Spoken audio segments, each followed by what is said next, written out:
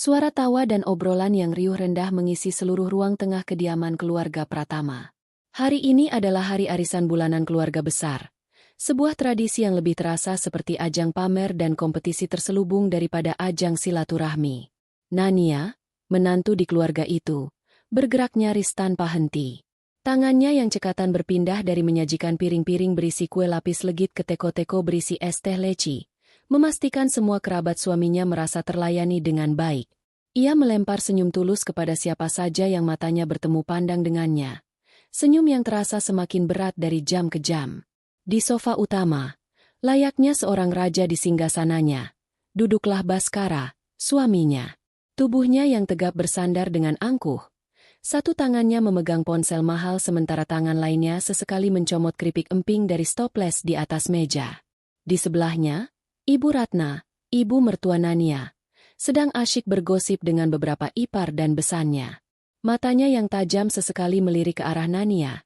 Sebuah lirikan penuh penilaian yang seolah mengukur setiap gerakan menantunya itu, mencari-cari celah kesalahan.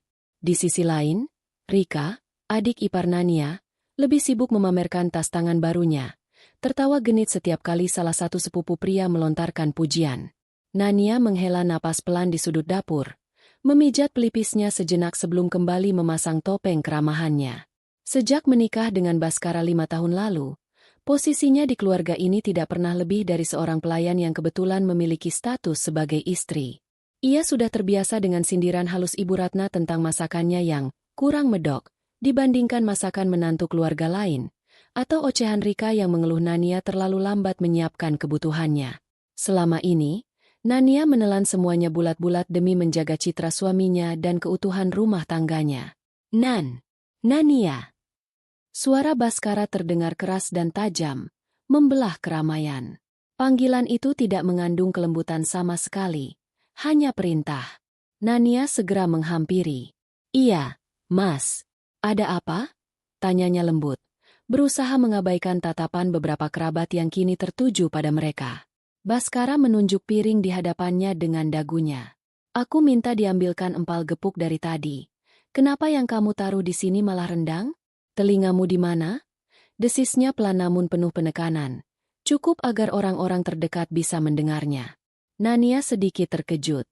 Seingatnya, Baskara tadi hanya bilang ingin tambah lauk, tidak menyebut spesifik.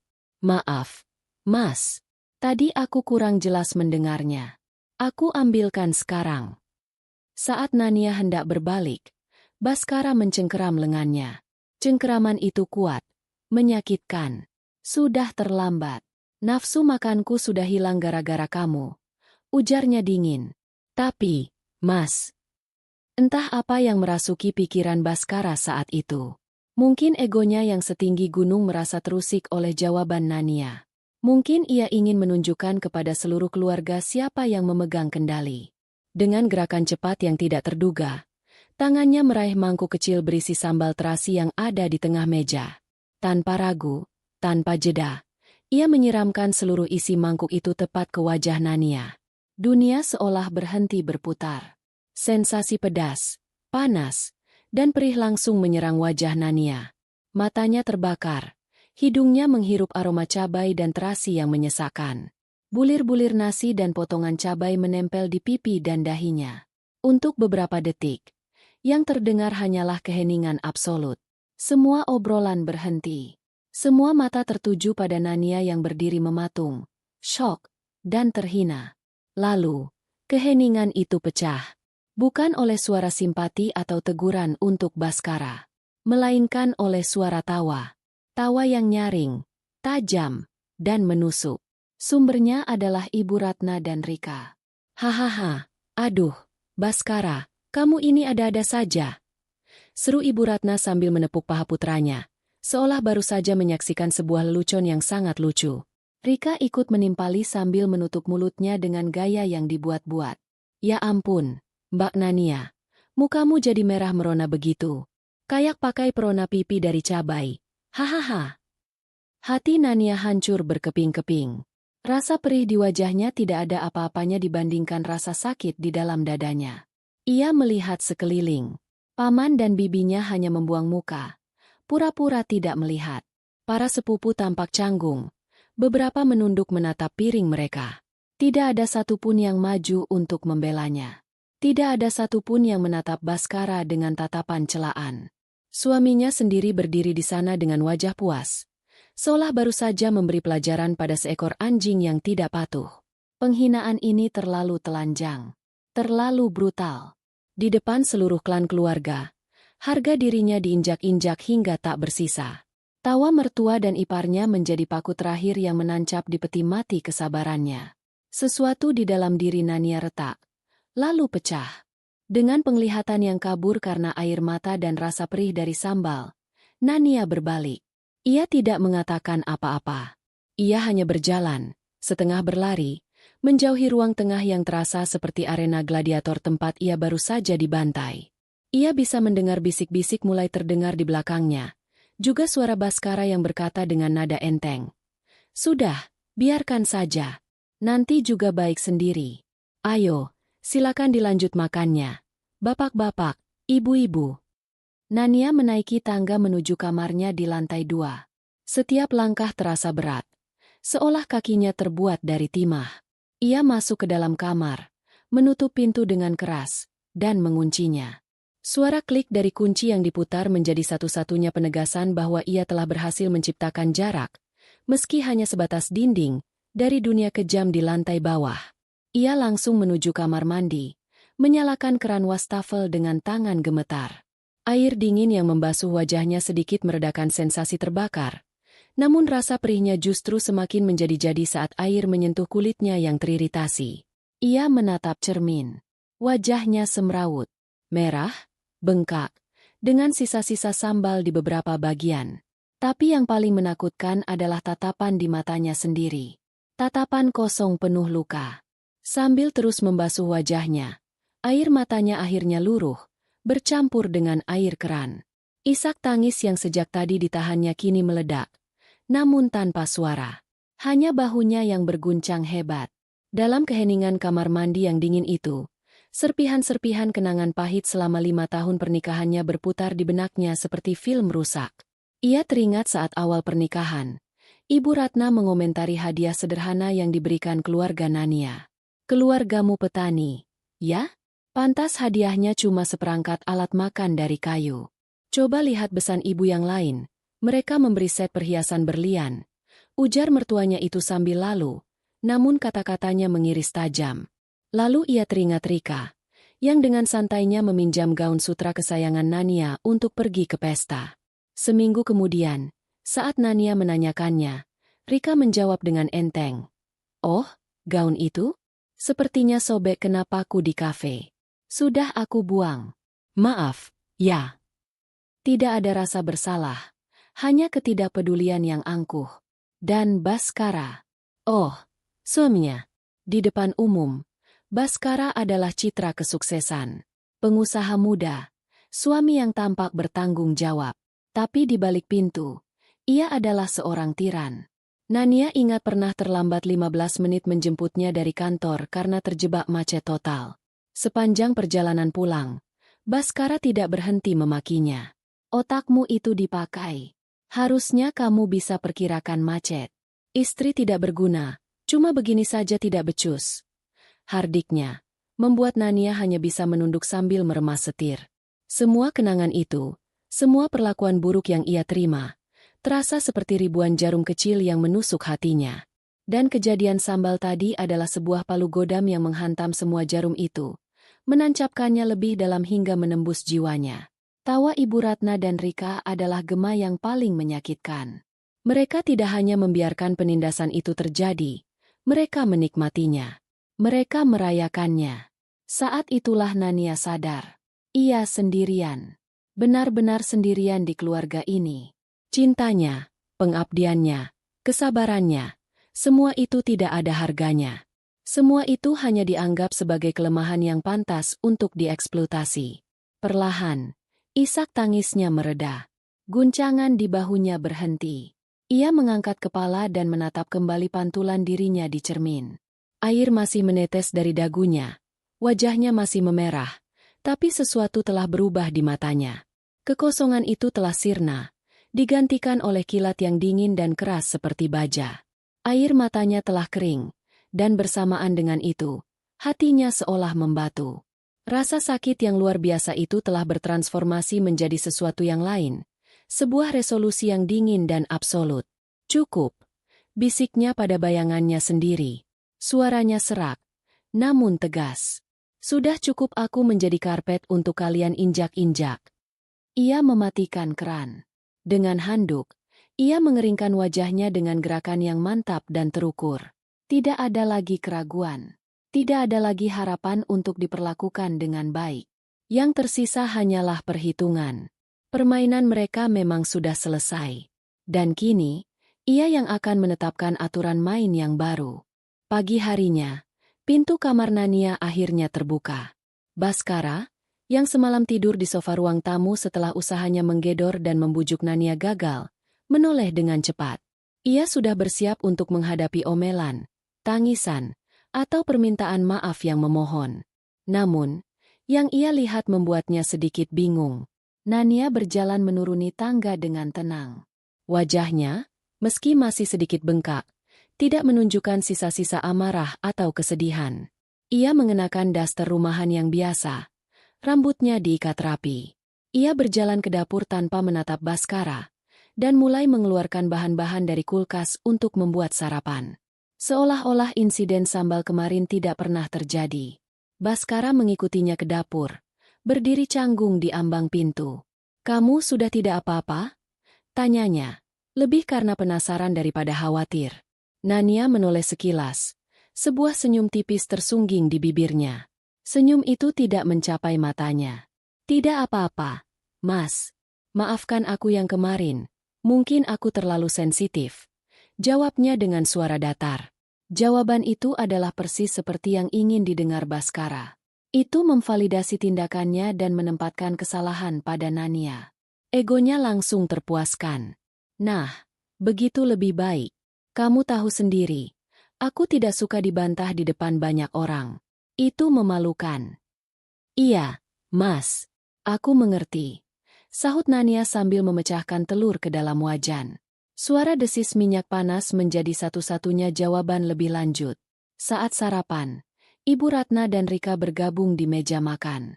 Mereka bertukar pandang penuh kemenangan saat melihat Nania melayani mereka seperti biasa, meletakkan nasi goreng di piring Baskara, menyajikan teh hangat untuk mertuanya. "Lain kali, jadilah istri yang penurut, Nania," ujar Ibu Ratna dengan nada menggurui. "Suami itu pemimpin. Apapun yang dikatakannya, kamu harus ikuti. Jangan membantah. Nanti kualat." "Betul itu, Mbak," timpal Rika sambil mengoleskan selai pada rotinya. "Mas Baskar itu kan cuma mendidik. Harusnya Mbak berterima kasih." Nania hanya mengangguk pelan. "Iya, Bu. Iya, Rika," jawabnya tanpa emosi. Di balik topeng kepatuhan itu, otaknya bekerja dengan kecepatan penuh. Setiap kata merendahkan yang mereka ucapkan bukan lagi melukai hatinya, melainkan menjadi bahan bakar untuk tungku kemarahan dingin yang menyala di dalam dirinya. Ia membiarkan mereka merasa superior. Ia membiarkan mereka berpikir bahwa mereka telah berhasil menundukkannya secara total. Karena dalam keadaan lengah, musuh akan lebih mudah untuk diserang.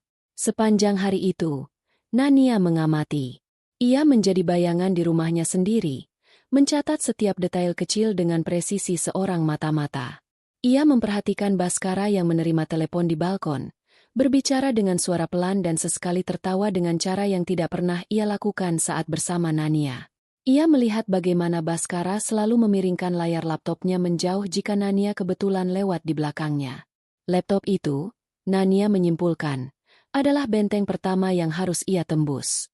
Di sanalah rahasia-rahasia suaminya kemungkinan besar tersimpan. Rencananya mulai terbentuk.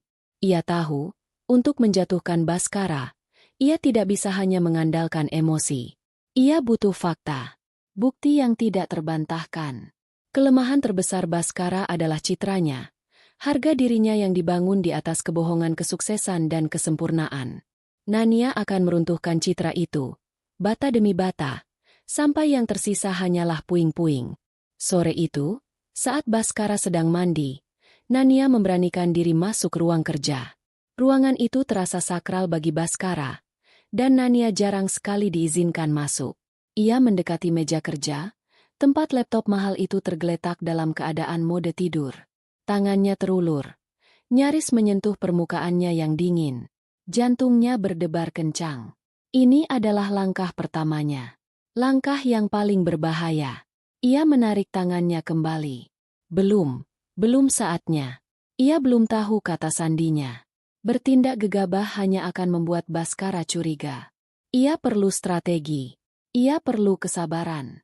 Selama 5 tahun ia telah bersabar menahan penderitaan.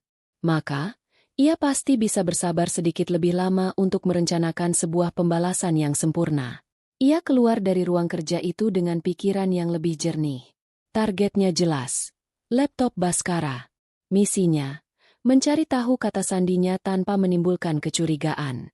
Permainan telah dimulai, dan Nania, sang pemain yang selama ini diremehkan, kini memegang bidak pertamanya. Pintu pertama menuju gudang rahasia Baskara adalah laptopnya. Dan gerbangnya adalah sebuah kata sandi. Selama beberapa hari, Nania bergerak seperti hantu di rumahnya sendiri.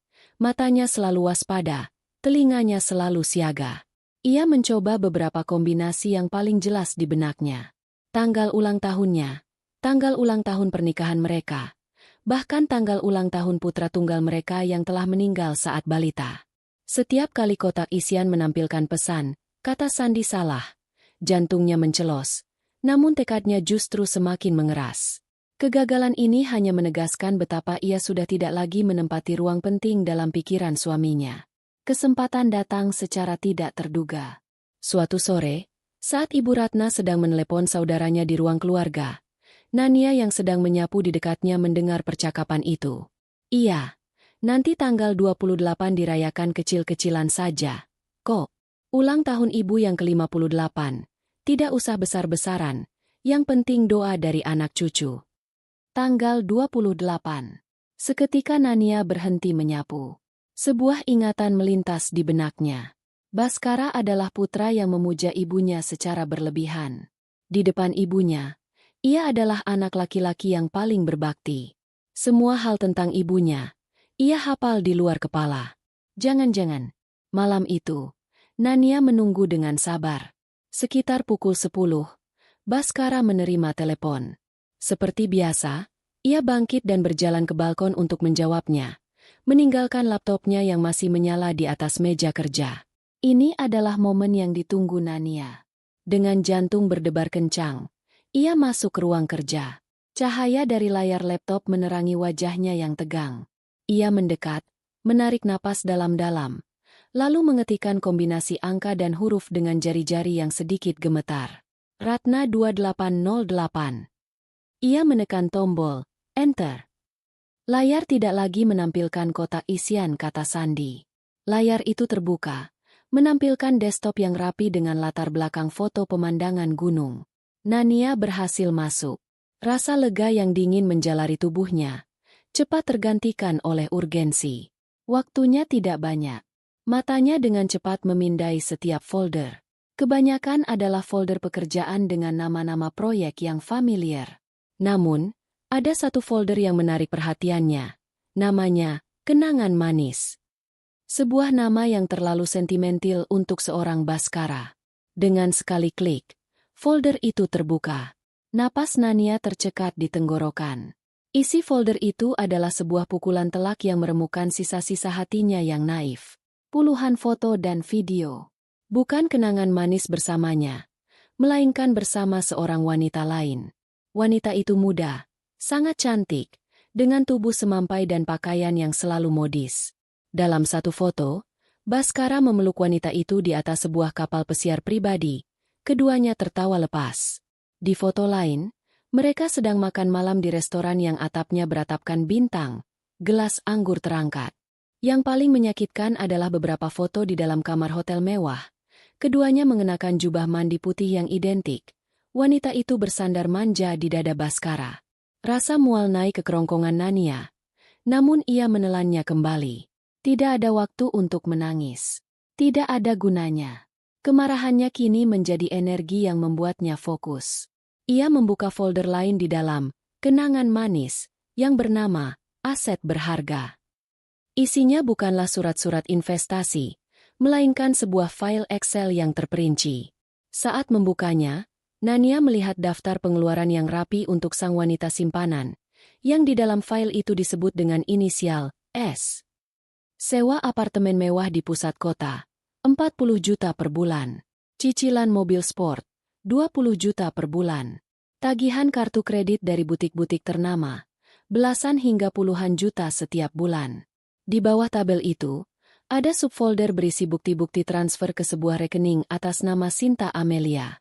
Ini dia, bukti nyata pengkhianatan yang tidak hanya emosional, tetapi juga finansial. Dengan tangan yang kini mantap, Nania mencolokkan sebuah flash drive kecil yang sudah ia siapkan, yang ia beli diam-diam beberapa hari lalu.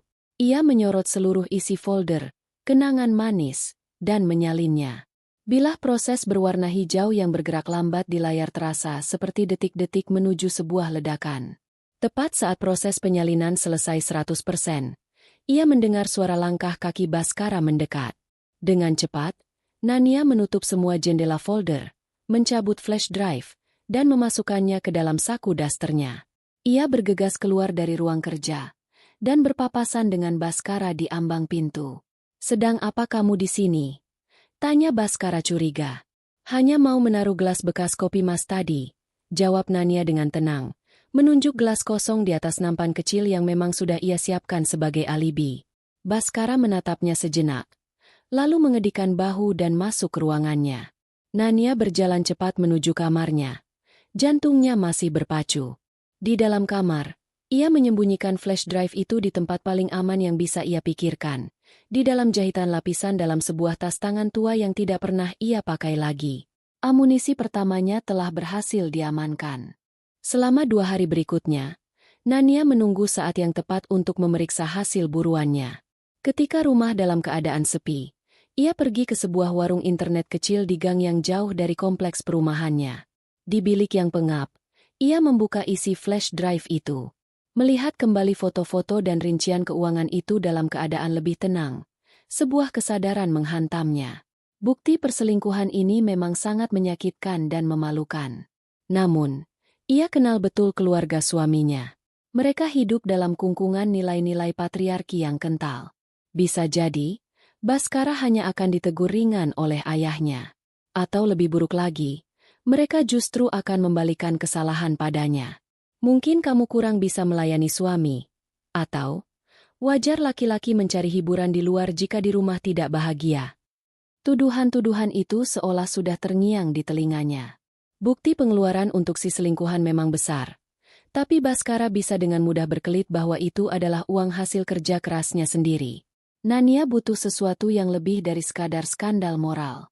Ia butuh sebuah kejahatan. Sesuatu yang tidak bisa dimaafkan. Bahkan oleh ayah Baskara yang sangat memuja citra keluarga. Sesuatu yang mengancam fondasi kekayaan mereka. Ia teringat kejanggalan pada beberapa nama perusahaan di dokumen kerja Baskara yang sempat ia lihat. Ia butuh bantuan dari seseorang yang mengerti seluk-beluk keuangan perusahaan itu. Satu nama muncul di benaknya, Pak Darman. Seorang akuntan senior yang telah mengabdi pada perusahaan Pratama Group selama lebih dari 30 tahun. Bahkan sejak ayah Baskara baru merintis usahanya. Nania ingat, sekitar 2 tahun lalu, Pak Darman tiba-tiba pensiun dini.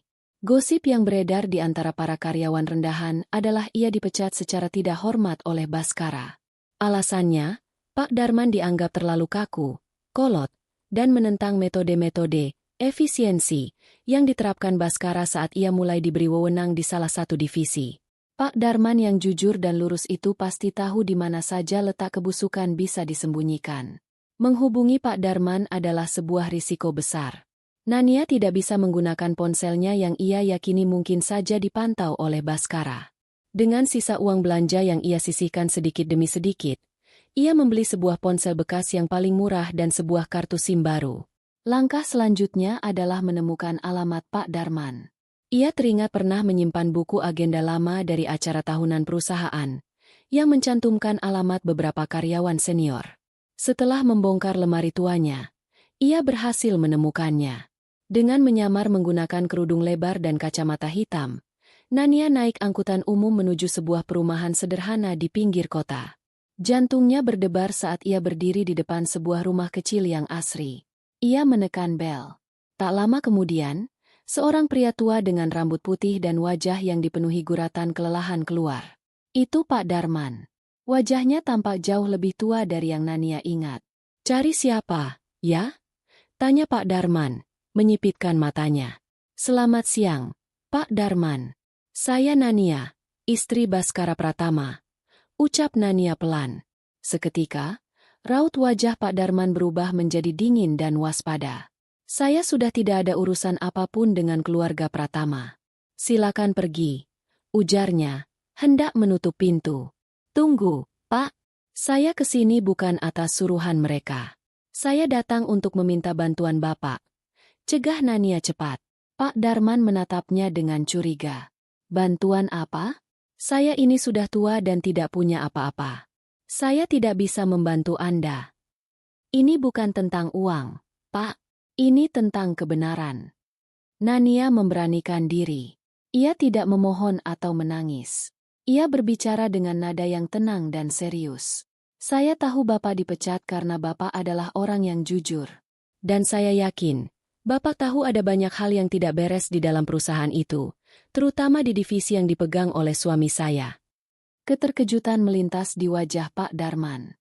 Ia terdiam sejenak, lalu membukakan pintunya sedikit lebih lebar. "Masuklah. Jangan sampai ada tetangga yang melihat." Di ruang tamu yang sederhana, Nania menceritakan semuanya. Bukan tentang masalah rumah tangganya. Ia tahu Pak Darman tidak peduli dengan itu. Ia fokus pada penemuannya di laptop Baskara, tentang aliran dana yang tidak wajar ke rekening pribadi seorang wanita. Ia menunjukkan beberapa foto bukti transfer yang berhasil ia cetak di warnet tadi. Pak Darman mengamati kertas-kertas itu dengan saksama. Keningnya berkerut. Sebagai seorang akuntan veteran, matanya langsung bisa menangkap kejanggalan. Jumlah ini terlalu besar untuk diambil dari gaji atau bonusnya. "Ini pasti dari sumber lain," gumamnya.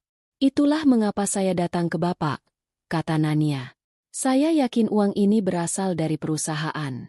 Tapi saya tidak tahu bagaimana cara membuktikannya. Bapak adalah satu-satunya orang yang mungkin tahu caranya." Pak Darman bersandar di kursinya, menghela napas panjang. Ada kilat kemarahan dan luka lama di matanya. "Anak itu, Baskara. Dia menghancurkan sistem yang sudah dibangun ayahnya puluhan tahun. Dia memecat saya karena saya menolak menandatangani laporan yang angkanya sudah ia sulap. Dia bilang saya gagap teknologi. Padahal saya tahu dia hanya ingin menyingkirkan siapa saja yang bisa menghalangi jalannya." Hening sejenak. Lalu, Pak Darman menatap lurus ke mata Nania. "Apa yang akan kamu lakukan jika saya membantumu dan kita menemukan buktinya?" "Saya akan membongkarnya, Pak. Di depan seluruh keluarganya. Saya akan memastikan dia membayar semua perbuatannya," jawab Nania tanpa ragu. Melihat kesungguhan dan tatapan mata yang dingin di wajah menantu majikannya itu, Pak Darman akhirnya mengangguk pelan. Ini bukan lagi hanya masalah Nania. Ini adalah kesempatannya untuk mendapatkan keadilan atas namanya yang telah dicemarkan.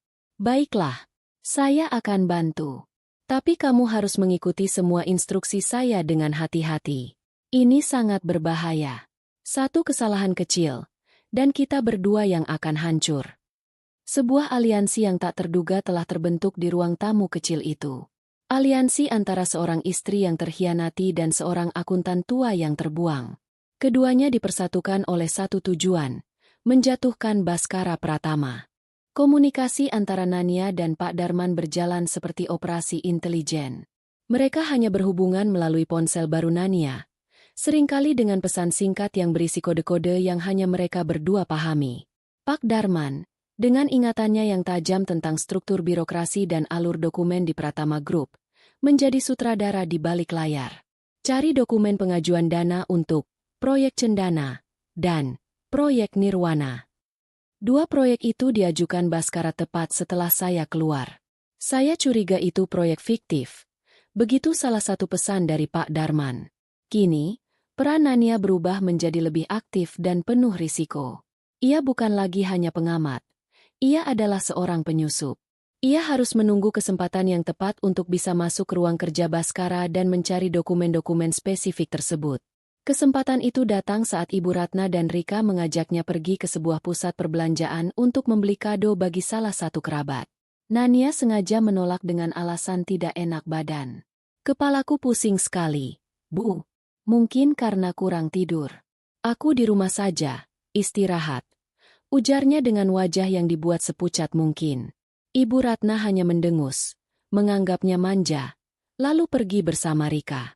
Begitu suara mobil mereka hilang dari halaman, Nania langsung beraksi. Ia bergegas ke ruang kerja Bhaskara. Jantungnya berdebar kencang, bukan lagi karena takut, melainkan karena adrenalin. Lemari arsip terkunci. Nania sudah menduganya. Namun, ia ingat Bhaskara adalah orang yang ceroboh dan terlalu percaya diri. Ia mencari di tempat-tempat klise, di bawah pot tanaman hias, di balik bingkai foto, dan akhirnya ia menemukannya, terselip di dalam sebuah buku tebal tentang strategi bisnis di rak. Dengan tangan gemetar, ia membuka lemari. Di dalamnya, puluhan map tersusun rapi. Ia mencari label nama proyek yang disebutkan Pak Darman. Ketemu, Proyek Cendana, dan Proyek Nirwana. Isinya adalah tumpukan tebal proposal, laporan kemajuan, dan faktur-faktur dari beberapa perusahaan pemasok yang namanya terdengar asing. Nania tidak punya banyak waktu. Dengan ponsel barunya, ia memotret setiap lembar dokumen penting secepat yang ia bisa, memastikan setiap angka dan tanda tangan terlihat jelas. Setelah selesai, ia mengembalikan semuanya ke tempat semula dengan sangat hati-hati, mengunci kembali lemari, dan meletakkan kuncinya persis di tempat ia menemukannya. Ia kemudian mengirimkan puluhan foto itu ke nomor Pak Darman. Beberapa jam kemudian, ponselnya bergetar. Sebuah pesan masuk dari Pak Darman. Seperti dugaan saya, PT Sinar Gemilang, CV Karya Mandiri, PT Bintang Sejahtera. Semua ini adalah perusahaan cangkang. Alamatnya palsu, nomor teleponnya tidak terdaftar. Bhaskara membayar perusahaan-perusahaan fiktif ini untuk jasa dan barang yang tidak pernah ada. Nania merasa darahnya mendingin. Jadi ini caranya. Begitu rapi dan licik. Selama seminggu berikutnya, operasi mereka berlanjut. Nania berhasil mendapatkan beberapa dokumen lain, termasuk salinan slip pembayaran yang ditandatangani Bhaskara. Sementara itu, Pak Darman melakukan pekerjaan yang lebih sulit. Melalui seorang teman lamanya yang masih bekerja di salah satu bank, ia berhasil, dengan sedikit bujukan dan imbalan, mendapatkan salinan rekening koran dari perusahaan-perusahaan cangkang tersebut. Dan di sanalah bukti pamungkasnya berada. Rekening koran itu menunjukkan dengan jelas, dana masuk dari Pratama Group, lalu dalam waktu 1 atau 2 hari, sebagian besar dana itu ditransfer keluar lagi ke satu rekening tujuan. Rekening atas nama Sinta Amelia. Rantai kejahatan itu kini tersambung sempurna. Penggelapan dana perusahaan melalui proyek fiktif dan pemasok palsu. Lalu uang hasil kejahatan itu digunakan untuk membiayai kehidupan mewah sang wanita simpanan. Ini bukan lagi sekadar perselingkuhan. Ini adalah penipuan dan penggelapan yang bisa menyeret Bhaskara ke penjara. Pak Darman menyusun semua bukti itu menjadi sebuah laporan yang komprehensif. Foto-foto mesra, rincian biaya hidup sang selingkuhan, proposal proyek fiktif, faktur palsu, slip pembayaran, dan yang paling telak, alur transaksi rekening koran yang menunjukkan aliran dana haram tersebut. Semuanya dicetak dan dijilid rapi dalam sebuah map tebal berwarna merah. Suatu malam, mereka bertemu lagi di sebuah tempat yang aman. Pak Darman menyerahkan map itu kepada Nania. Semua amunisi yang kamu butuhkan ada di sini, katanya dengan suara serius. Gunakan dengan bijak. Ini bisa menghancurkan tidak hanya suamimu, tapi juga reputasi keluarga Pratama. Nania menerima map itu. Terasa berat di tangannya, bukan hanya karena tebalnya kertas, tapi juga karena bobot keputusan yang harus ia ambil. Rasa takut sempat melintas, namun dengan cepat tergantikan oleh bayangan wajahnya yang perih disiram sambal, dan gema tawa mertua serta iparnya yang menyakitkan. Ia menatap Pak Darman dengan mantap. Terima kasih, Pak. Bapak tidak akan menyesal telah membantu saya. Malam itu, Nania tidak bisa tidur. Ia duduk di kamarnya, memandangi map merah itu. Senjata pemusnah massalnya telah siap. Kini, ia hanya perlu memilih waktu dan tempat yang tepat untuk meluncurkannya. Dan ia sudah tahu persis di mana panggung kehancuran Bhaskara akan ia gelar. Nania tahu bahwa untuk meruntuhkan sebuah monumen, ledakan harus dipasang pada fondasinya. Untuk menghancurkan citra keluarga Pratama yang agung, ia harus melakukannya di atas panggung termegah mereka. Kesempatan itu datang lebih cepat dari yang ia duga. Dalam sebuah makan malam, Ibu Ratna dengan antusias mengumumkan bahwa mereka akan menggelar perayaan ulang tahun pernikahan emas untuk kakek dan nenek Bhaskara dari pihak ibunya. Ini bukan sekadar arisan atau syukuran biasa. Ini adalah sebuah perhelatan akbar yang akan dihadiri oleh seluruh klan dari dua keluarga besar, para pejabat daerah, dan mitra-mitra bisnis paling penting dari Pratama Group. Panggung yang sempurna. Beberapa hari setelah pengumuman itu, Nania mendekati ibu mertuanya saat wanita itu sedang bersantai di teras belakang. Dengan ekspresi yang telah ia latih di depan cermin, campuran antara penyesalan dan keinginan tulus untuk berbakti, ia memulai permainannya. "Bu," panggilnya lembut. Ibu Ratna menoleh dengan tatapan malas. "Ada apa?" Nania dengar tentang rencana perayaan Eyang Kakung dan Eyang Putri. Nania ingin sekali melakukan sesuatu yang berarti untuk keluarga. Sebagai tanda bakti Nania, ujarnya sambil menunduk. "Izinkan Nania yang membuatkan video kenangan untuk Eyang. Nania akan kumpulkan foto-foto lama, merekam ucapan dari anak cucu. Nania ingin menunjukkan bahwa Nania benar-benar bagian dari keluarga ini." Ibu Ratna mengamatinya dengan tatapan menyelidik. Ia melihat menantunya yang tampak sudah jinak dan patuh sejak insiden sambal. Permintaan ini, di matanya, adalah bukti bahwa pelajarannya telah berhasil. Nania berusaha keras untuk mengambil hatinya kembali. Sebuah senyum puas dan merendahkan tersungging di bibirnya. "Baguslah kalau kamu sadar diri. Ya sudah, kerjakan saja. Tapi awas kalau hasilnya jelek dan memalukan keluarga," jawabnya dengan nada angkuh. Memberikan restu yang tidak ia sadari adalah izin untuk kehancurannya sendiri. Dengan persetujuan itu, Nania mulai bekerja. Ia menjadi sutradara bagi rencananya sendiri. Selama beberapa minggu, ia sibuk bukan main. Ia dengan tulus mengumpulkan foto-foto lama dari album-album usang, memindainya satu persatu. Ia mengunjungi rumah para paman dan bibi untuk merekam video ucapan selamat. Sebuah tindakan yang membuatnya tampak seperti menantu idaman di mata seluruh keluarga. Sikapnya yang ramah dan penuh inisiatif membuat semua orang lengah. Mereka melihat Nania yang baru, Nania yang telah kembali ke jalan yang benar. Namun, di malam hari, di dalam kamarnya yang terkunci, ia mengerjakan proyeknya yang sesungguhnya. Ia membuat 2 buah presentasi. Yang pertama adalah video yang ia janjikan. Sebuah montase yang indah dan menyentuh tentang perjalanan cinta 50 tahun kakek dan nenek, diiringi musik instrumental yang syahdu. Video ini adalah kamuflase sempurnanya. Presentasi kedua adalah senjatanya. Dalam format slide yang dingin dan profesional, ia menyusun semua bukti yang telah ia kumpulkan bersama Pak Darman. Slide pertama, foto Bhaskara dan Sinta di kapal pesiar, bersebelahan dengan foto pernikahan Nania dan Bhaskara. Slide kedua, rincian biaya hidup Sinta yang fantastis. Slide ketiga, bagan alur yang menunjukkan skema penggelapan dana, lengkap dengan nama perusahaan cangkang dan panah yang menunjukkan aliran uang dari Pratama Group ke rekening Sinta. Setiap slide adalah paku yang akan ia tancapkan pada peti mati reputasi Bhaskara. Ia menyimpan kedua file itu dalam satu flash drive yang sama, menamai file kejahatan itu dengan nama yang samar, data vendor tambahan. Sambil mengerjakan semua ini, Nania juga mulai merawat dirinya. Ia tidak lagi membiarkan dirinya tampak kuyu dan lelah. Dengan sisa uang tabungan pribadi yang ia sembunyikan dari Bhaskara, ia membeli sebuah gaun untuk acara itu. Bukan gaun yang paling mahal atau mencolok, melainkan sebuah gaun terusan berwarna merah marun yang sederhana namun elegan. Saat ia mencobanya, ia melihat sosok yang berbeda di cermin. Bukan lagi Nania si korban, melainkan seorang wanita dengan tatapan mata yang tajam dan punggung yang tegak. Ia sedang tidak bersiap untuk pergi ke pesta. Ia sedang bersiap untuk pergi berperang. Malam perayaan itu tiba. Ballroom sebuah hotel bintang 5 di pusat kota telah disulap menjadi sebuah istana dongeng.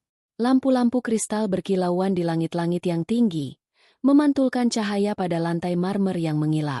Aroma parfum mahal dan aneka hidangan mewah bercampur di udara. Keluarga besar Pratama dan kerabatnya memamerkan kemewahan mereka, seolah ingin menegaskan status sosial mereka kepada dunia. Baskara adalah salah satu bintang malam itu. Mengenakan setelan jas yang dijahit khusus, ia berjalan dengan dada membusung, menyalami para tamu penting dengan senyum lebar penuh percaya diri. Ia adalah perwujudan cucu yang sukses dan membanggakan. Sesekali ia menarik Nania ke sisinya. "Ini istri saya," katanya pada seorang kolega bisnis, sambil merangkul pinggang Nania dengan posesif. Dia pendiam, tapi sangat penurut. Nania hanya tersenyum tipis. Sebuah senyum misterius yang disalahartikan Baskara sebagai kepatuhan. Ibu Ratna dan Rika melayang-layang di antara kerumunan sosialita. Dibalut gaun berkilauan dan perhiasan yang menyilaukan mata, mereka adalah ratu dan putri dalam kerajaan kecil mereka. Mereka sempat melirik sinis pada gaun Nania yang dianggap terlalu sederhana, namun mereka terlalu sibuk menjadi pusat perhatian untuk menyadari tatapan baja di balik ketenangan menantunya itu. Bagi mereka, Nania yang pendiam dan melayani di sudut ruangan adalah pemandangan yang normal dan memuaskan.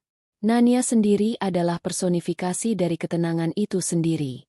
Ia menyapa para tamu dengan sopan, memastikan gelas para tetua terisi, dan menanggapi basa-basi dengan anggun. Namun di dalam dirinya, badai bergemuruh. Setiap senyum palsu, setiap percakapan dangkal, setiap pameran kemunafikan di sekelilingnya, hanya semakin memantapkan hatinya.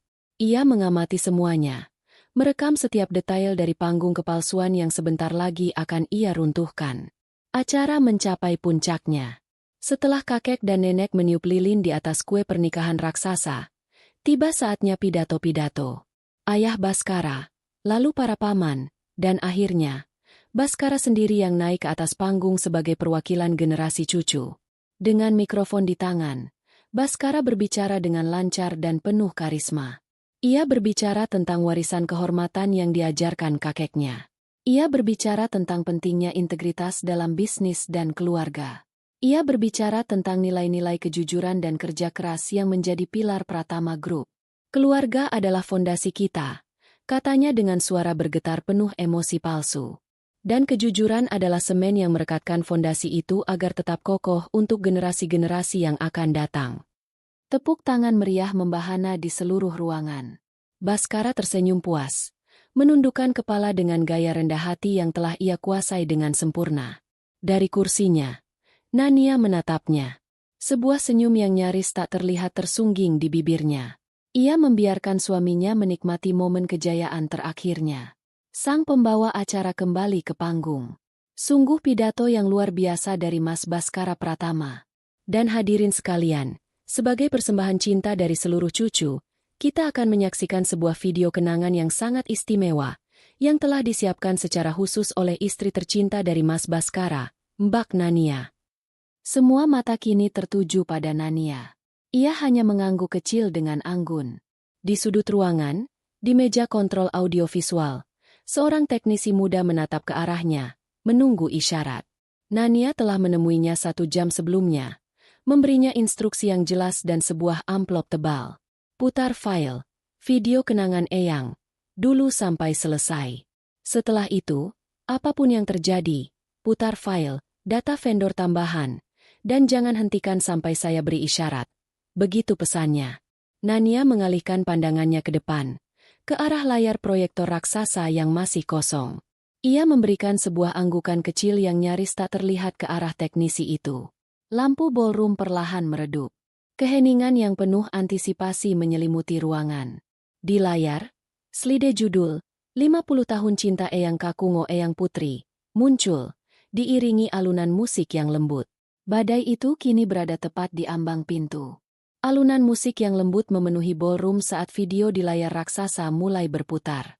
Foto-foto hitam putih dari masa muda kakek dan nenek Baskara muncul, diikuti oleh cuplikan video pernikahan mereka yang sederhana puluhan tahun lalu. Suara narasi Nania yang telah ia rekam sebelumnya terdengar hangat dan tulus, menceritakan setiap babak perjalanan cinta mereka. Seluruh ruangan terhanyut. Beberapa bibi dan tante terlihat menyeka sudut mata mereka dengan tisu. Nenek Baskara sendiri menatap layar dengan mata berkaca-kaca, menggenggam erat tangan suaminya. Baskara duduk di meja utama dengan senyum bangga. Ia menepuk-nepuk punggung ayahnya, seolah ingin berkata, "Lihat, bahkan istriku pun tahu cara berbakti pada keluarga ini." Ibu Ratna dan Rika tampak sangat puas, memandang Nania yang duduk tenang di mejanya dengan tatapan yang seolah berkata bahwa mereka telah berhasil mendidiknya dengan baik. Momen itu adalah puncak keagungan keluarga Pratama, sebuah potret sempurna yang dipajang untuk dilihat semua orang. Video berakhir dengan foto keluarga besar terbaru, dengan tulisan, "Selamat ulang tahun pernikahan emas, Eyang," terukir indah di atasnya. Tepuk tangan yang paling meriah malam itu menggema di seluruh ruangan. Pembawa acara kembali naik ke panggung, tersenyum lebar. Luar biasa. Sebuah persembahan yang begitu menyentuh dari Mbak Nania. Di tengah tepuk tangan itu, Nania berdiri dan berjalan dengan tenang menuju panggung. Ia mengambil alih mikrofon dari pembawa acara yang sedikit terkejut. Semua orang mengira ia akan mengucapkan beberapa patah kata kerendahan hati. Keheningan perlahan kembali menyelimuti ruangan. Nania menatap lurus ke depan. Matanya memindai wajah-wajah di hadapannya. Wajah kakek nenek yang bahagia. Wajah ayah mertuanya yang bangga. Wajah Baskara yang angkuh. Wajah Ibu Ratna dan Rika yang puas. "Terima kasih," ucapnya. Suaranya jernih dan stabil, menggema melalui pengeras suara. Memang benar, keluarga adalah tentang kenangan indah. Tapi terkadang, dalam sebuah keluarga, ada juga rahasia. Rahasia yang busuk dan menyakitkan, yang tersembunyi di balik senyum dan kemewahan. Seketika, suasana di ruangan itu berubah. Bisik-bisik pelan mulai terdengar. Wajah Baskara mengeras. "Nania, apa yang kamu lakukan? Turun sekarang," desisnya dari meja depan, cukup keras untuk didengar orang di sekitarnya. Nania mengabaikannya. Ia memberi isyarat dengan matanya ke arah teknisi di belakang. Dan di layar raksasa di belakangnya, video kenangan yang indah itu tiba-tiba hilang, digantikan oleh sebuah tampilan folder komputer. Sang teknisi, sesuai instruksi, mengklik file bernama "Data Vendor Tambahan". Slide pertama muncul. Di sisi kiri, foto pernikahan Nania dan Baskara yang tersenyum bahagia. Di sisi kanan, foto Baskara yang sedang memeluk mesra cinta di atas dek kapal pesiar, dengan latar belakang laut biru. Seluruh ballroom menahan napas secara bersamaan. Sebuah desahan kolektif yang penuh keterkejutan terdengar. Wajah kakek dan nenek Baskara berubah dari bahagia menjadi bingung dan kaget. Ayah Baskara, Pak Wijoyo, menegakkan tubuhnya, matanya terpaku pada layar. "Ini," kata Nania dengan suara dingin tanpa emosi, "adalah kehidupan lain dari cucu dan suami panutan kita semua." Ia memberi isyarat lagi. Layar berganti, menampilkan rincian biaya hidup Sinta Amelia. Angka-angka puluhan hingga ratusan juta rupiah terpampang jelas.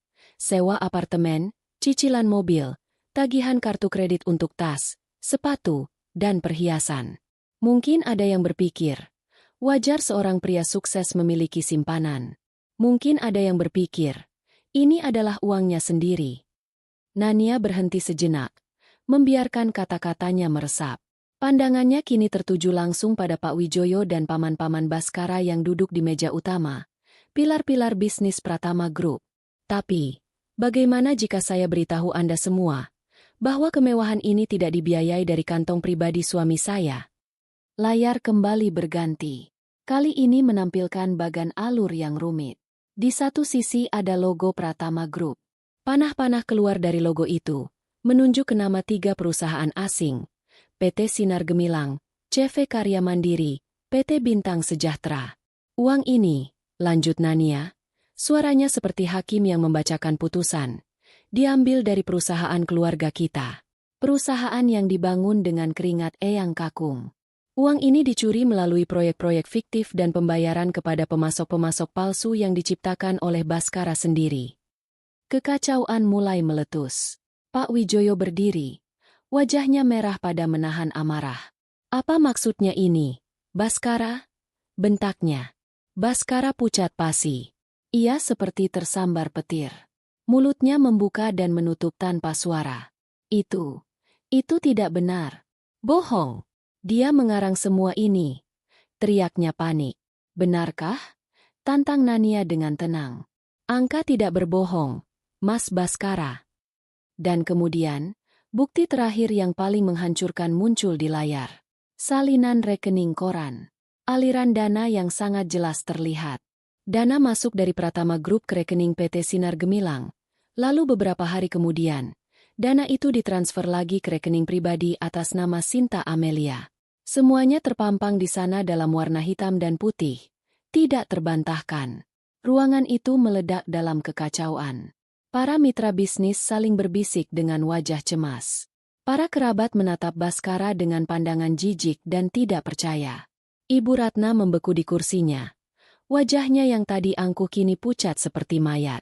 Rika menutup mulutnya dengan kedua tangan. Matanya terbelalak ngeri. Baskara berdiri mematung di tengah ruangan. Tatapan semua orang terasa seperti ribuan anak panah yang menancap di tubuhnya. Reputasinya, kebanggaannya, citra sempurnanya. Semua hancur lebur dalam waktu kurang dari 5 menit di hadapan semua orang yang paling ia ingin buat terkesan. Ia benar-benar mati kutu. Terjebak dalam kebohongannya sendiri, disaksikan oleh seluruh dunianya. Di tengah hiruk-pikuk dan teriakan marah Pak Wijoyo kepada putranya, Nania meletakkan mikrofon kembali ke tempatnya dengan tangan yang mantap. Tugasnya telah selesai.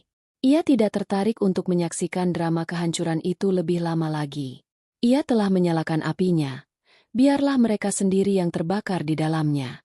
Dengan punggung yang lurus dan kepala terangkat tinggi, ia berjalan menuruni tangga panggung. Ia tidak memedulikan tatapan-tatapan yang tertuju padanya. Langkahnya mantap, membawanya melewati meja utama tempat keluarganya yang kini hancur itu berada. Saat ia lewat, Ibu Ratna, yang akhirnya pulih dari keterkejutannya, mencengkeram lengan Nania dengan tatapan penuh kebencian. "Kamu, iblis kamu hancurkan keluarga ini," desisnya dengan suara bergetar. Nania berhenti. Ia menatap lurus ke mata ibu mertuanya yang menyala-nyala karena amarah.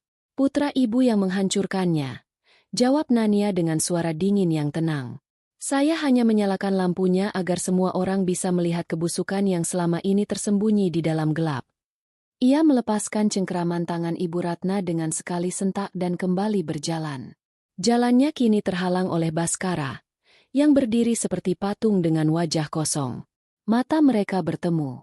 Di mata suaminya, Nania melihat campuran antara kebencian, keterkejutan, dan keputusasaan seorang pecundang. Ia tidak merasakan kemenangan yang meluap-luap.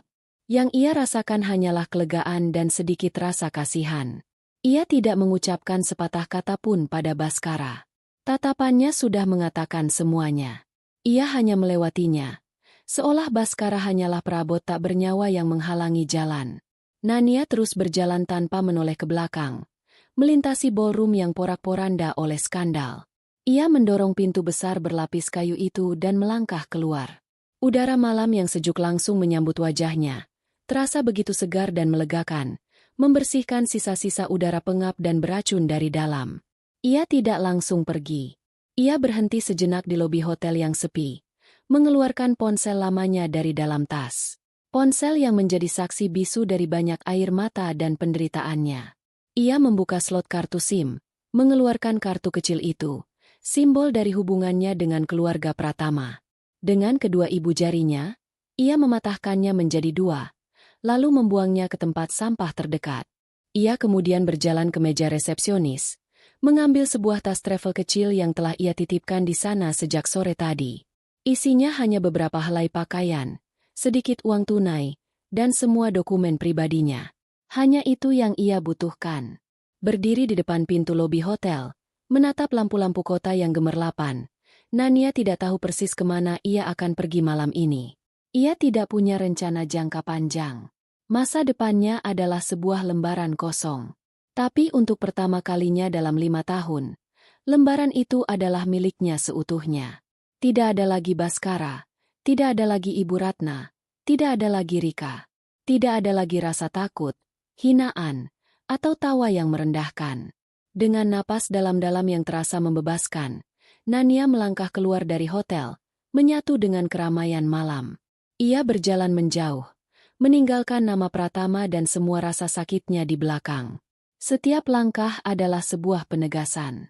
Ia bukan lagi Nania si korban yang wajahnya disiram sambal.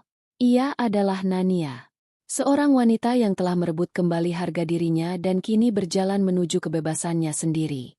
5 tahun telah berlalu sejak malam yang menghancurkan sekaligus membebaskan itu. Waktu, seperti sungai yang terus mengalir, telah membawa banyak hal bersamanya, melarutkan sebagian kepahitan, mengikis tepi-tepi luka yang tajam, dan menumbuhkan kehidupan baru di tepiannya. Di sebuah sudut jalan yang tidak terlalu ramai namun selalu hidup, berdirilah sebuah kedai kopi kecil yang nyaman. Papan nama dari kayu yang diukir dengan tangan bertuliskan 2 kata, Cafe Asa. Di dalam, aroma kopi yang baru digiling berpadu dengan wangi kue kayu manis yang baru diangkat dari oven. Dindingnya berwarna krem hangat, dihiasi beberapa lukisan cat air sederhana dan rak-rak berisi buku yang bisa dibaca oleh para tamu. Suara denting cangkir, desis mesin espresso, dan obrolan pelan para pelanggan menciptakan sebuah simfoni yang menenangkan. Ini adalah dunia yang dibangun oleh Nania, bata demi bata, dari puing-puing kehidupannya yang lama. Nania sendiri berada di belakang meja kasir. Rambutnya yang kini sebahu diikat praktis, celemek coklat melingkari pinggangnya yang ramping. Wajahnya tidak lagi menyiratkan ketegangan atau ketakutan yang tersembunyi. Guratan di sekitar matanya kini berasal dari senyum tulus yang sering ia berikan kepada para pelanggannya, bukan dari tangis di malam hari. Ia bergerak dengan efisiensi yang tenang, membuatkan secangkir latte untuk seorang mahasiswa yang sedang mengerjakan tugas, lalu menyapa sepasang suami istri tua yang merupakan pelanggan tetapnya. Kue bolu pisangnya seperti biasa ya, Bu Nania. Yang paling enak di seluruh kota, ujar sang ibu tua sambil tersenyum. Tentu saja, Bu. Sudah saya sisihkan yang paling bagus untuk ibu dan bapak, jawab Nania. Kehangatan terpancar dari suaranya. Tidak ada yang menyangka bahwa wanita pemilik kafe yang ramah dan mandiri ini pernah menjadi seorang istri yang terhina, yang harga dirinya diinjak-injak di hadapan puluhan pasang mata. Jalan yang ia tempuh selama 5 tahun ini tidaklah mudah. Tahun pertama adalah yang terberat. Dengan sisa uang yang ia miliki, ia menyewa sebuah kamar kos kecil dan bekerja serabutan, menjadi juru masak di warung makan, menerima pesanan jahitan, apapun yang halal untuk menyambung hidup. Siang hari ia bekerja, malam hari ia mengambil kursus manajemen bisnis dan akuntansi skala kecil, menyadari bahwa pengetahuannya di bidang itulah yang menjadi kunci pertamanya menuju kebebasan. Ia tidak pernah menyentuh sepeser pun uang dari Baskara atau keluarga Pratama. Beberapa kali pengacara keluarga itu mencoba menghubunginya untuk proses perceraian dan menawarkan uang tutup mulut yang jumlahnya fantastis. Namun Nania menolaknya dengan tegas melalui pengacara pro bono yang membantunya. Saya hanya ingin cerai. Saya tidak butuh uang mereka. Begitu pesannya.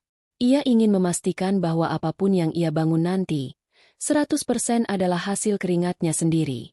Setelah 2 tahun menabung dengan disiplin yang keras, dan dengan sedikit bantuan pinjaman lunak dari Pak Darman yang ia bersikeras untuk membayarnya kembali dengan bunga, Nania memberanikan diri membuka kafe Asa. Pak Darman, pria tua yang menjadi sekutu tak terduganya itu, kini telah menjadi figur seorang ayah baginya. Pensiunan akuntan itu kini menikmati masa tuanya dengan tenang. Setidaknya 3 kali seminggu, ia akan datang ke kafe, duduk di pojok favoritnya, membaca koran sambil menyeruput kopi hitam. Ia tidak pernah berhenti menatap Nania dengan pandangan penuh kebanggaan, seolah melihat putrinya sendiri yang berhasil bangkit dan berjaya. Keadilan yang mereka perjuangkan bersama tidak hanya menjatuhkan yang bersalah, tetapi juga membangun sebuah harapan baru. Suatu Sabtu pagi, saat kafe sedang ramai-ramainya, Nania menyadari persediaan biji kopi Arabica spesialnya menipis.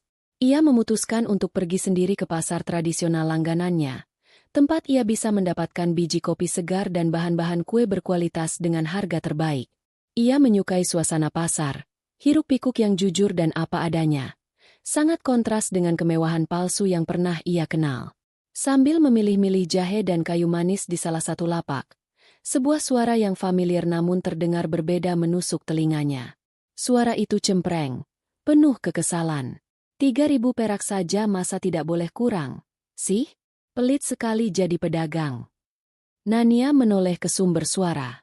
Jantungnya berdetak sedikit lebih cepat. Bukan karena takut, melainkan karena keterkejutan. Di lapak sayuran yang tak jauh darinya, berdiri seorang wanita yang tampak kuyu, sedang berdebat sengit dengan si penjual. Wanita itu adalah Rika, adik iparnya. Penampilannya sangat jauh berbeda dari 5 tahun lalu. Gaun bermerek telah digantikan oleh kaos oblong yang warnanya sedikit pudar. Tas tangan kulit buaya telah berganti menjadi tas kain sederhana. Wajahnya yang dulu selalu dipoles riasan mahal kini tampak lelah dan masam. Di samping Rika, berdiri seorang wanita yang lebih tua, yang punggungnya sedikit membungkuk. Wanita itu memalingkan wajahnya saat Rika terus berdebat, seolah menanggung malu. Saat wanita itu menoleh sedikit ke arah cahaya, Nania mengenalinya. Ibu Ratna. Wajahnya yang dulu angkuh dan terawat kini dipenuhi kerutan yang dalam. Rambutnya yang selalu tertata sempurna di salon kini terlihat menipis dan diikat seadanya. Keangkuhan di matanya telah sirna, digantikan oleh kepahitan dan kelelahan yang mendalam. Nania hanya diam mengamati dari kejauhan. Ia mendengar si penjual sayur akhirnya mengalah. Ya sudah, Bu, ambil saja. Kasihan saya lihatnya. Rika mengambil kembaliannya dengan kasar lalu menarik tangan ibunya untuk pergi. Saat itulah, mata Ibu Ratna bertemu pandang dengan mata Nania. Untuk sesaat, dunia seolah berhenti. Wajah Ibu Ratna langsung berubah pucat pasi.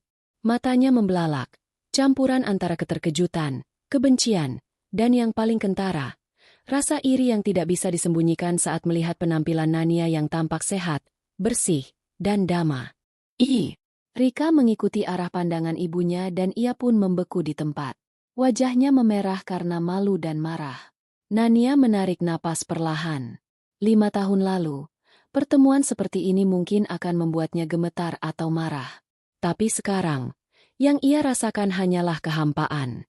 Seperti melihat orang asing dari masa lalu yang jauh. Ia memutuskan untuk tidak lari atau bersembunyi. Dengan tenang, ia menganggukkan kepalanya sedikit, sebuah sapaan singkat yang sopan. Ibu Ratna yang pertama kali memecah keheningan. Untuk apa kamu di sini? Desisnya sinis, seolah Nania tidak pantas berada di tempat yang sama dengannya. Mau menertawakan kami? Saya belanja, Bu. Sama seperti ibu. Jawab Nania dengan suara yang datar dan tenang. Puas kamu sekarang? Timpal Rika dengan ketus. Matanya menatap Nania dari atas ke bawah. Puas sudah menghancurkan keluarga kami dan sekarang hidup enak. Nania menatap mereka berdua, bukan dengan amarah, melainkan dengan semacam rasa kasihan yang tulus. Ia melihat dua orang wanita yang terpenjara oleh kebencian dan masa lalu mereka sendiri. Kebahagiaan saya tidak dibangun di atas kehancuran siapapun, Rika, kata Nania lembut. Saya membangunnya sendiri dari nol. Kehancuran keluarga kalian adalah akibat dari perbuatan kalian sendiri. Terutama perbuatan Mas Baskara. Menyebut nama Baskara membuat wajah Ibu Ratna semakin kelam. Jangan sebut nama anakku dengan mulut kotormu itu. Nania tidak membalas lagi. Tidak ada gunanya. Berdebat dengan mereka hanya akan mengotori kedamaian yang sudah susah payah ia bangun. Ia mengalihkan pandangannya kepada si penjual sayur yang tadi berdebat dengan Rika. Lalu mengeluarkan beberapa lembar uang dari dompetnya. Pak, ini saya bayar belanjaan 2 ibu tadi. Kembaliannya untuk Bapak saja, ujarnya pelan. Lalu kembali menatap Ibu Ratna dan Rika. Saya permisi dulu. Semoga Ibu dan Rika sehat selalu. Tanpa menunggu jawaban, Nania berbalik dan berjalan pergi, meninggalkan kedua wanita itu yang berdiri mematung karena bingung dan terhina oleh kebaikan yang tak terduga itu. Saat berjalan menjauhi mereka, Nania tidak merasa menang. Ia hanya merasa bebas. Sepanjang perjalanan pulang, benaknya memutar kembali informasi yang sesekali ia dengar dari Pak Darman atau dari berita-berita bisnis lama. Setelah skandal malam itu, Pratama Group memang tidak bangkrut, tetapi nyaris lumpuh. Untuk menghindari tuntutan pidana yang akan semakin mencoreng nama keluarga, Pak Wijoyo menghabiskan sebagian besar kekayaan pribadinya untuk melakukan penyelesaian di luar pengadilan dan menutupi semua kerugian. Perusahaan kehilangan banyak klien dan kepercayaan. Pak Wijoyo, yang patah hati dan merasa dikhianati, menjadi seorang pria yang dingin dan gila kerja, berusaha mati-matian mempertahankan sisa-sisa kerajaannya. Dan Baskara, ia menjadi korban pertama dari amarah ayahnya.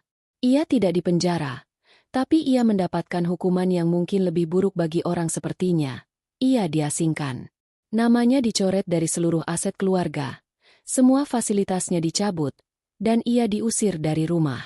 Kabar terakhir yang Nania dengar, Baskara bekerja sebagai manajer tingkat menengah di sebuah perusahaan logistik di luar pulau, hidup dalam bayang-bayang kegagalannya. Ia pernah sekali mencoba menghubungi Nania setahun setelah bercerai, melalui sebuah alamat email baru. Isinya adalah permohonan maaf yang menyedihkan, yang diakhiri dengan permintaan untuk meminjam uang. Nania menghapus email itu bahkan sebelum selesai membacanya. Ibu Ratna dan Rika harus menanggung akibatnya. Mereka terpaksa menjual rumah mewah, mobil, dan perhiasan mereka untuk bertahan hidup. Status sosial mereka hancur. Teman-teman sosialita menjauh.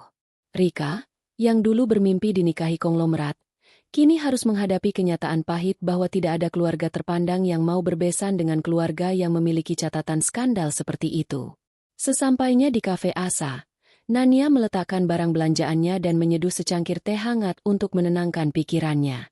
Ia menatap keluar jendela. Hari sudah beranjak siang. Pelanggan datang dan pergi, membawa cerita mereka masing-masing. Malam perayaan 5 tahun lalu terasa seperti adegan dari sebuah film yang pernah ia tonton, bukan sesuatu yang ia alami sendiri. Rasa sakit dari siraman sambal itu sudah lama hilang. Gema tawa yang mengejek itu pun sudah tidak pernah lagi menghantuinya. Semua itu telah menjadi bagian dari sejarahnya.